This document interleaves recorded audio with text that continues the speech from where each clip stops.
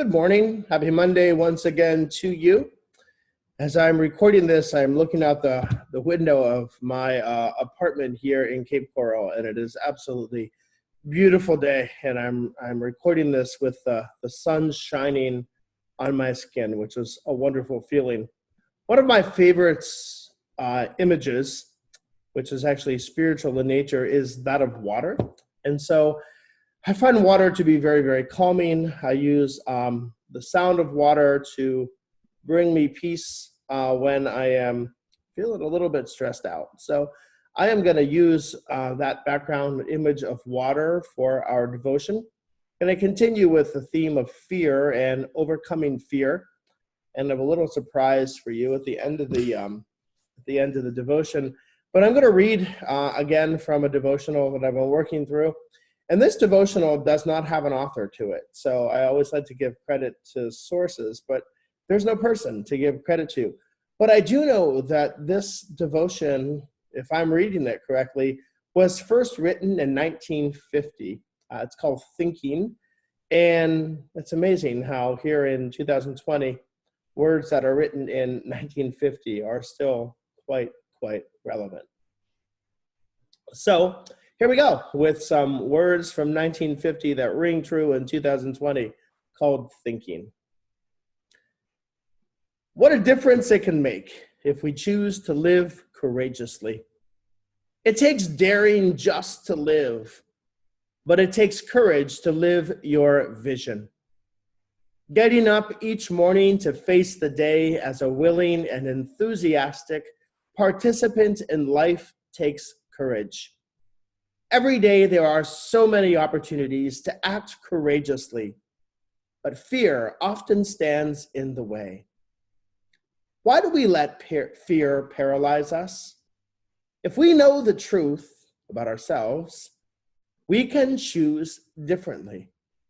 Instead of letting fear get the better of us, we can let the Holy Spirit be our guide, with courage at the reins. Is it possible to be in touch with your true courageousness without being in touch with the Spirit? I don't think so. We can soar to the top of the mountains when we know that the courage we want is part of us. It's our trust in God. Trust in God will destroy the fear that stifles our efforts. Fear comes from our misperception of a situation. We look through our human eyes and mind rather than the eyes and the heart of God. When we face our fears, acting from the awareness that we are one with the Spirit, we learn and nurture courage.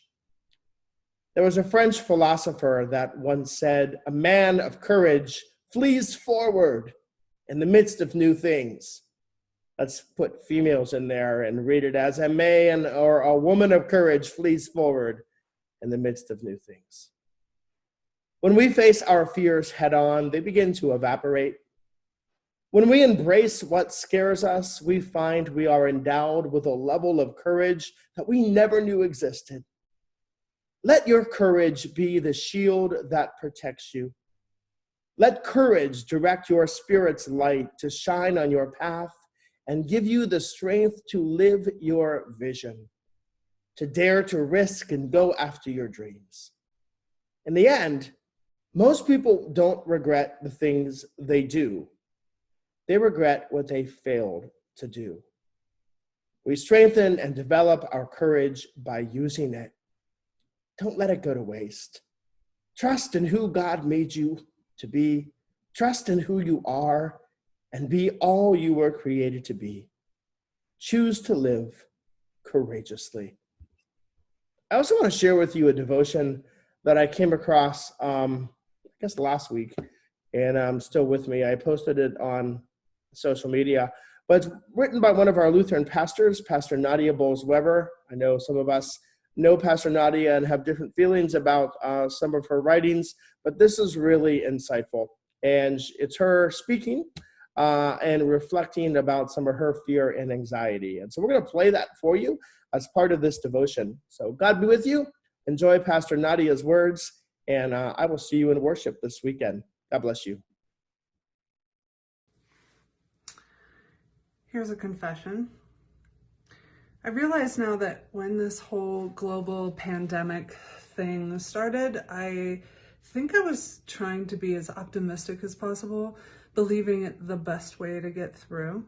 So I told myself, it's okay to spend a couple weeks at home because after this, we will be able to go to Holy Week services. And then it was, well, I still can't wait to preach Pentecost at the cathedral at the end of May. And then it was, well, at least my gigs in June will still happen. And then it was, well, okay, not the June gigs, but definitely the July ones for sure. And then it was, geez, at least there's that festival every September I love, as I watched one thing after the other go away. And then a friend who's in the music business a couple days ago mentioned that the concert promoters are all saying fall 2021 is the earliest they think we can return to concerts, festivals, and big events. And then the exact same day, I read a piece about how dangerous singing is. Singing. And how even if we do get to go back to church at some point this year, there can't be singing. I had hooked my hope on something in the future. And then as each hope dissolved, I'd find another hook until finally reality sunk in. And then I spent the rest of that day worrying about the future and watching approximately 62 hours of television. Now, before you scold me, I know that Jesus himself said, "Who by worrying can add a single hour to the span of your life. So do not worry about tomorrow, for tomorrow will bring worries of its own. Today's trouble is enough for today." I know that, but sometimes I have to have that confirmed over and over before I remember to believe it. So I wanted to share with you the thing that allowed me to get back to trusting what Jesus said. And it was the words of two different men who spent a long time in prison. One, 8 years as a POW in North Vietnam, and the other 18 years as an inmate on death row for a crime he didn't commit. Now, obviously, stay-at-home orders and social distancing and the canceling of events is not even remotely close to prison. I know that, but those who have grown as people and not devolved as people during incarceration might just have some helpful wisdom for us all right now. So first, U.S. Navy Admiral James Stockdale. Now, having never read a business book in my entire life, I was unaware of the so-called Stockdale paradox described in the popular book Good to Great, but I sure was grateful a friend told me about it this week. Now, this is just another sort of parenthetical confession, most of what I know comes from conversations with friends who have actually read the books. An admiral in the U.S. Navy, James Stockdale, survived 8 years as a POW in a North Vietnamese prison camp. And when asked who of his fellow prisoners struggled to make it out alive, he replied, "The optimists." Oh, they were the ones who said, "We're gonna be out by Christmas." And Christmas would come and Christmas would go.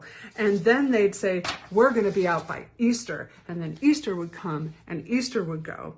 And then Thanksgiving, and then it would be Christmas again. And they died of a broken heart. So the Stockdale paradox is the ability to hold two opposing but equally true things at once. First, you must have faith that you will prevail in the end. And at the same time, you must confront the brutal facts of your current reality.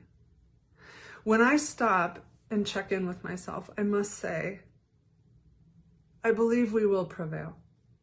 As this all is, I have faith in the power of human love and creativity and resilience and kindness and humor. And I believe God to be the source of our love and creativity and resilience and kindness and humor, which means there is an eternal supply on which to draw when we just don't have what it takes in the moment. Also, more importantly, I have faith that God is already present in the future that we keep pinning our hopes and fears onto. So maybe because of that, it's safe to let him go. Secondly, Damien Echols. Echols is one of the West Memphis Three, about whom the documentary series Paradise Lost was based. As an 18-year-old, he was wrongfully convicted of murder. And Jason Flom interviewed Damien a couple weeks ago on his Wrongful Conviction podcast about what wisdom Damien might offer as someone who spent half his life on death row before being freed. And I'll post a link to that. And what killed me was this quote from Echols. He said this: "The number one thing that helped me stay sane was figuring out that I could not live for the future." And then he goes, "What it came down to for me in prison was having to create a life for myself, not making myself insane, constantly wondering, when is this going to be over? Whether it's news about the pandemic or your possible upcoming execution date, you can't sit around dwelling on that stuff or you're going to stew in fear and misery." So here's what these two incredible people taught me this week. I think I need to recalibrate, because we will not get through this by setting our hearts on any events in the future. And we will not get through this by setting our minds on any fears about the future. To be sure, today has troubles of its own, plenty of them. So it's a waste of energy to import our imagined troubles of tomorrow that aren't even true or real yet. It's maybe not the healthiest thing for my happiness to be contingent on the future having to look a certain way. So here's the thing. I think we can resolutely turn to those brutal facts, and even so, we will prevail. Even though all that is true. Even though we don't know what the future is going to look like. There is a global pandemic, and we will prevail. There will be death. There'll be more death. And we will prevail. There are long hoped for events in the future that will not happen, and we will prevail. There will be lost things and people and income and dreams, and still we will prevail. And all we really have is this day. And it's enough. I guess Jesus was right.